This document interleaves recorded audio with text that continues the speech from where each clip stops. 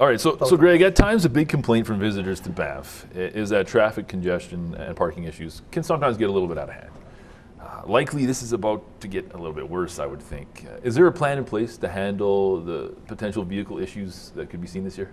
There's a number of things that are being talked about and have been put in place, in fact, over the last couple of years. The town of Banff really being one of the leaders of that, Banff Lake Louise Tourism and ourselves, and many of the other people in the industry, the tourism industry and others in the area, of trying to address the situation where congestion might take away from the visitor experience. Yeah. And we really want to, like I said before, we want to ensure the best opportunity for a great visitor experience.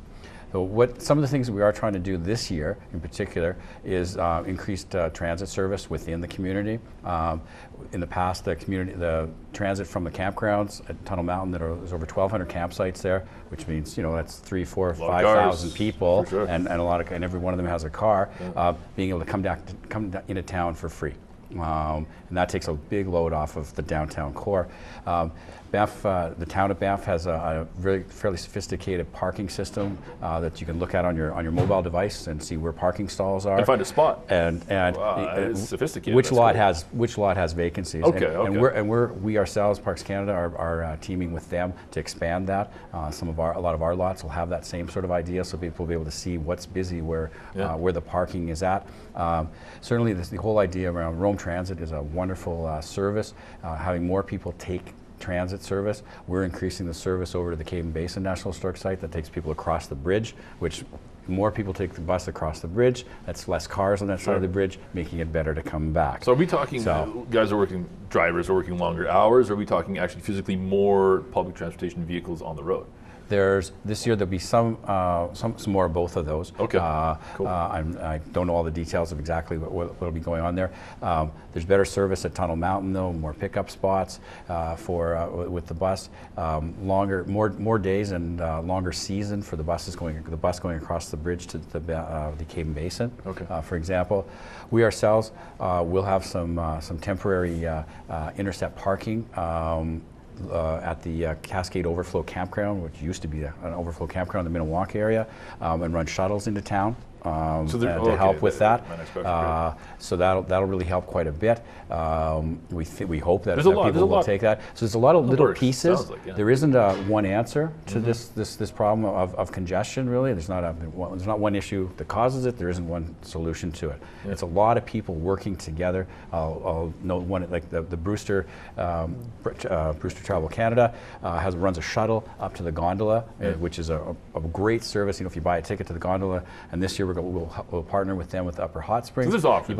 You get up there on a bus instead of taking your car. There's 40, 50 people in a bus. Yeah. That's 20 cars that are less across there. Sure. So, but it's everybody working together. Is there a business concern? Are the business end in Banff, business owners, are they concerned with how things are going? Or are things going relatively smooth thus far into 2017 regarding congestion? Things are going relatively smooth, and what I'd like to say, Kevin, is the congestion that we see is generally only in the summertime.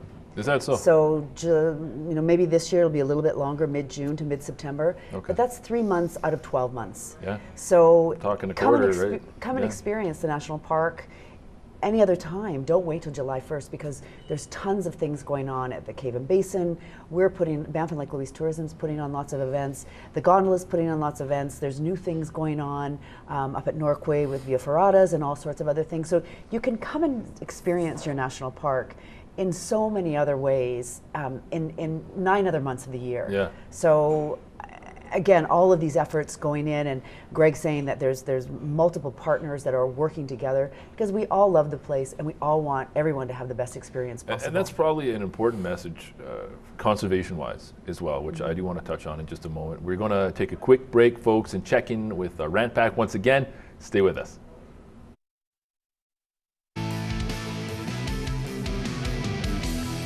I'm undecided whether or not I like the idea of Parks Canada being free for visitors for 2017. On one hand, it opens up our parks and tourism for Canadians and visitors alike. On the other hand, we're losing about $59 million in valuable revenue for our park services. And if you add on top of that all of the extra services required for extra services with personnel, parking, shuttles, not to mention the wear and tear that will occur on the parks and possibly the wildlife. I don't know what the pros and cons would be with the added benefit of tourism versus some of the detriment that could occur in the parks. It's a nice gift for Canadians, but you know, I think we could have thought that out a little bit better. Greg, conservation-wise, some people obviously have voiced concerns about the health of the park throughout 2017. What steps have been taken to, I guess, manage or negate the influx of visitors that are clearly going to be coming through the park this year?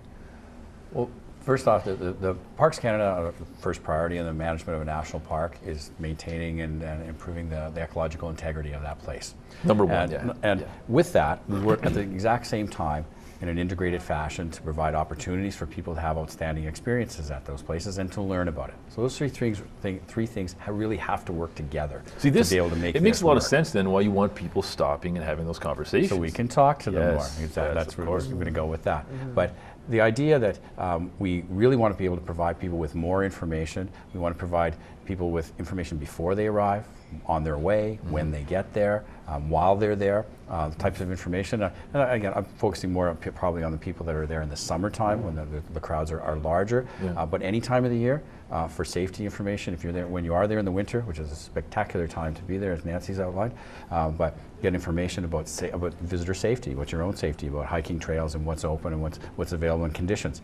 But on conservation, we are really increasing our team members that will be out in the field, people in uniform, in day use areas and in campgrounds, trying to help people who may not have ever been in a national park or don't understand, you know, the difference of a national park from something else. But how to keep your picnic site clean and how to keep your campsite clean so that the wildlife has a chance and we don't have situations where wildlife have access to human food. Is that the number one issue? What would you say is the number one issue that visitors maybe don't understand and they can clean up in order to help preserve the park?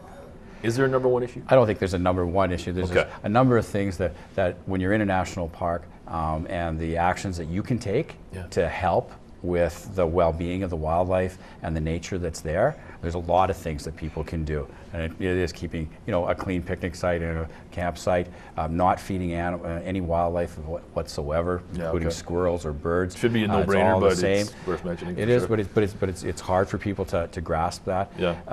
Especially people who've never encountered wildlife before. Right. And let's be fair, a lot of people are coming from parts of the world where, you know, they may be coming from major metropolitan areas. That's right. And boom, here you are in this park. There's a lot to learn. And even in metropolitan areas of Canada, or of anywhere. And if you haven't been there and haven't experienced that before, the idea is not going to be very friendly or not going to be top of mind.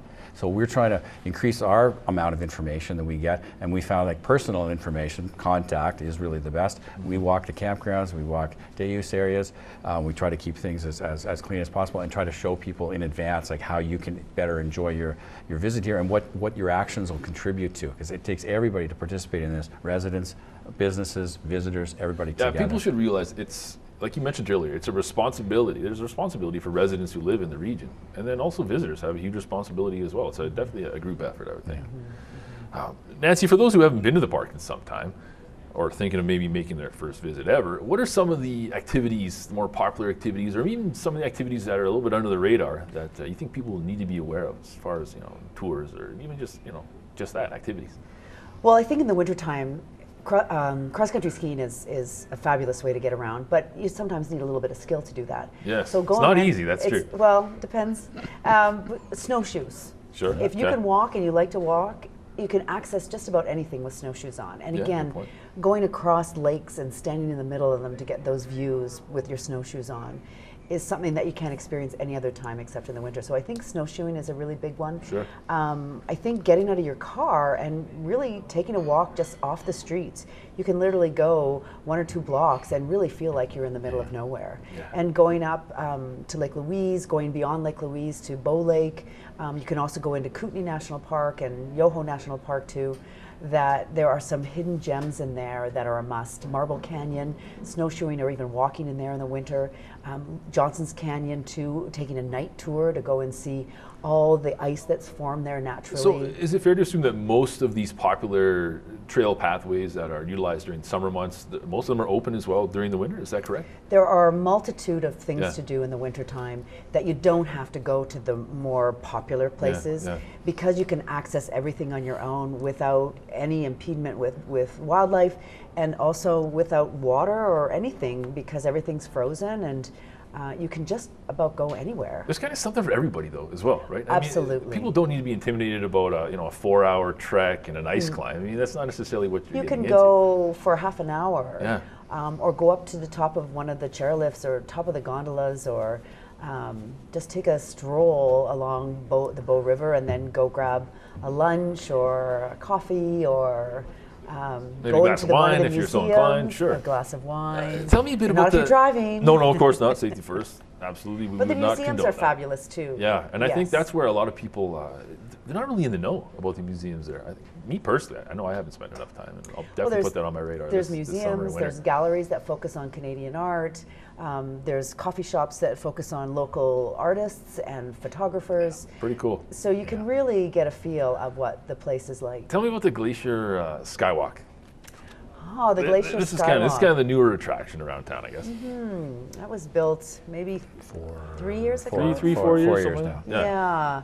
Yeah. It's actually located in Jasper Jasper. National Park. Okay. Yes. So we border on Jasper National Park, Kootenay, and Yoho Not National necessarily Parks. it's okay. Fair It's enough. just into no, it's just into Jasper just into- National yeah. Park, up Okay. the Icefields And Pike. it's a remarkable experience. If you haven't tried it, you've got to You check gotta it out. do it, eh? Yeah, I loved it. Yeah, really spectacular. Guys, Yeah. that's all our time. I want to thank you very much. Thank you, both for Gavin. being here. Thank you. Great to meet you. Great. Yeah, great Yes, to meet great you, to meet you. Kevin. Thanks for being Thank here. you. Folks, that is all the time we have for this evening. As per usual, don't be a stranger. You can get at us. We're on Facebook, Twitter, Instagram.